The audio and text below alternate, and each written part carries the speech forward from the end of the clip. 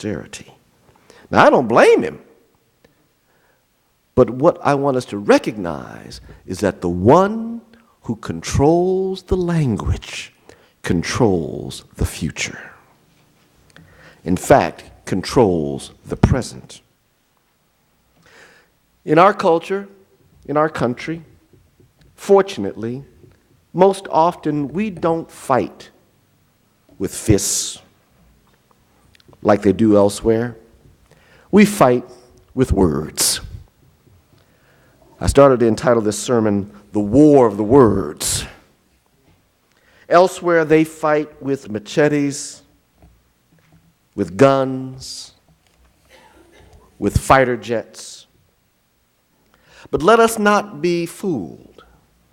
Our words have serious consequences. In our war of words, we use words like, oh, freedom. And we think we know what freedom means. And if we are on the side that suggests that there is an absolute truth and an absolute and singular understanding of what freedom is, then that's where the war of the words starts to have some real world consequences. Especially when the word freedom is spoken by the President of the United States. And when the President of the United States, and who is, let us not forget, the Commander-in-Chief of the Armed Forces, when the Commander-in-Chief of the Armed Forces speaks about freedom, and then speaks about freedom as God's gift to humanity, and then talks about some human cultures that don't love freedom, or some cultures that hate us because of our freedom. You see where I'm going with this? When the President of the United States and the Commander-in-Chief of the Armed Forces uses words like freedom in a very specific way and understanding. Now, even though he invokes God and says that freedom is God's gift to humanity, and I haven't found that verse in the Bible yet, do not be fooled.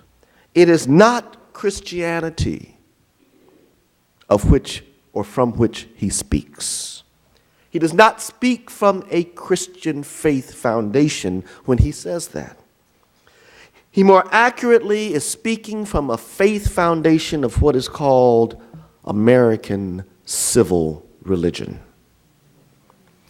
American civil religion has a lot of parallels with Christianity. It uses a lot of the words of Christianity, but do not be fooled, it ain't Christianity. American civil religion, nonetheless, is very, very powerful.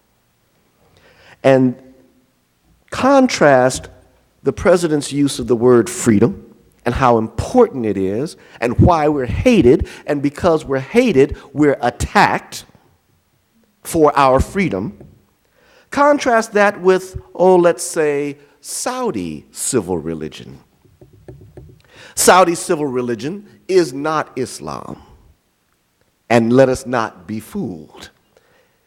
Saudi civil religion has as much to do with Islam as American civil religion has to do with Christianity, or Iraqi civil religion, or whatever, Afghani civil religion.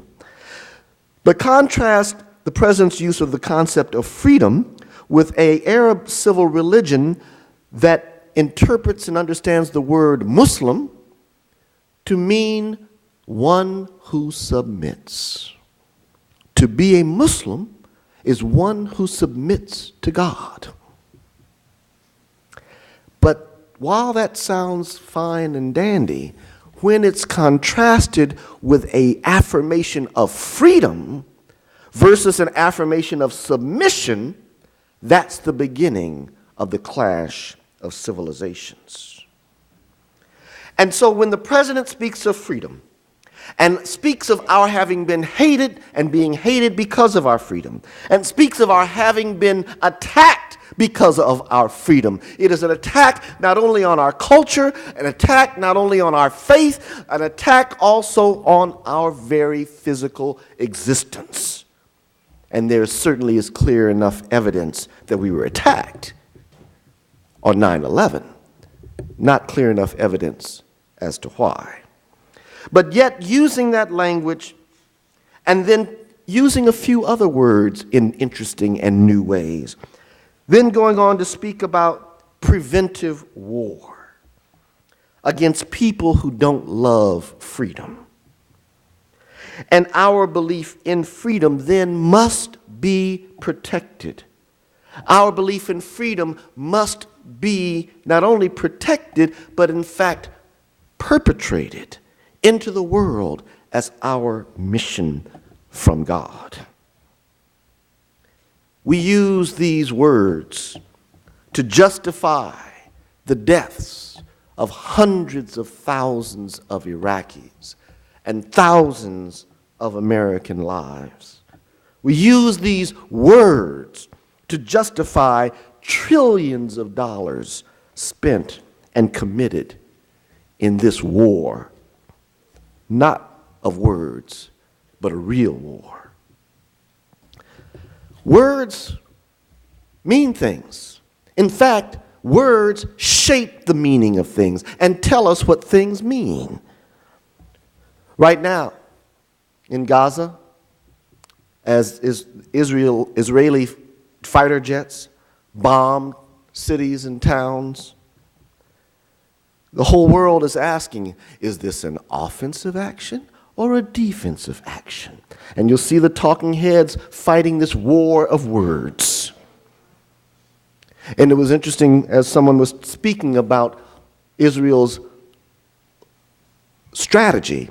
They said Israel has said that they are going to cut back their offensive. I said, oh, wait a minute, but I thought it was a defensive. So now we have to form a new phrase, an offensive defensive. You laugh, but it's the offensive defensive that allows those who wish to justify the 800 deaths of Gazans and the relatively few deaths of Israelis as a reasonable response.